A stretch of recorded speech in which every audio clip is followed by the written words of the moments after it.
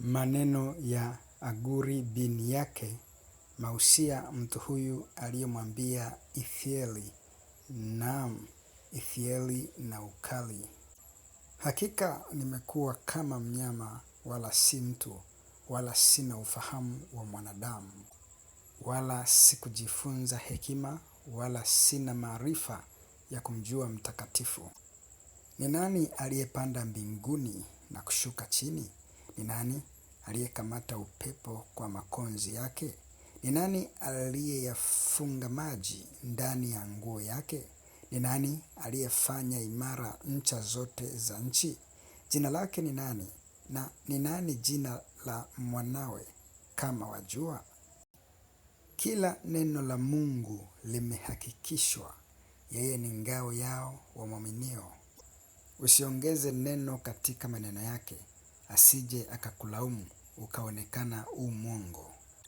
Mambo haya mawili nimekuomba, usininyime matatu kabla sijafa. Uniondolee ubatili na uongo, usinipe umaskini wala utajiri. Unilishe chakula kilicho kadiri yangu. Nisije nikashiba, nikakukana, nikasema Bwana ni nani, wala nisiwe maskini sana nikaiba na kulitaja bure jina la Mungu wangu. Usimchongee mtumwa kwa bwana wake, asije akakulaani, ukaonekana una hatia. Kuna kizazi cha watu wamlaanio baba yao, wala hawambariki mama yao. Kuna kizazi cha watu walio safi machoni pao wenyewe, ambao hawakuoshwa uchafu wao. Kuna kizazi cha watu ambao macho yao yameinuka kama nini na kope zao zimeinuka sana. Kuna kizazi cha watu ambao meno yao ni panga na vigego vyao ni kama visu, ili kuwala maskini waondolewe katika nchi na wahitaji katika wanadamu. Mruba anao binti wawili waliao, nipe, nipe. Kuna vitu vitatu visivyo shiba kamwe, naam, vinne visivyosema basi. Kuzimu na tumbo lisilozaa, nchi isiyoshiba maji na moto usiosema basi.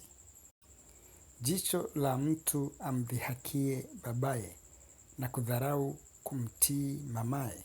Kunguru wa bondeni wataling'oa na vifaranga vya tai watalila. Kuna mambo matatu yaliyo ya ajabu kwangu, naam, kuna manne nisiyoyafahamu. Mwendo wa tai katika hewa na mwendo wa nyoka juu ya mwamba, mwendo wa merikebu katikati ya bahari na mwendo wa mtu pamoja na msichana. Hivyo ndivyo mwendo wa mwanamke mzinifu, hula akapangusa kinywa chake, akasema sikufanya uovu. Kwa ajili ya mambo matatu nchi hutetemeka, naam, kwa ajili ya manne haiwezi kuvumilia. Mtumwa apatapo kuwa mfalme, mpumbavu ashibapo chakula. Mwanamke mwenye kuchukiza aolewapo na mjakazi aliye mrithi wa bibi yake. Kuna viumbe vinne duniani vilivyo vidogo, lakini vina akili nyingi sana.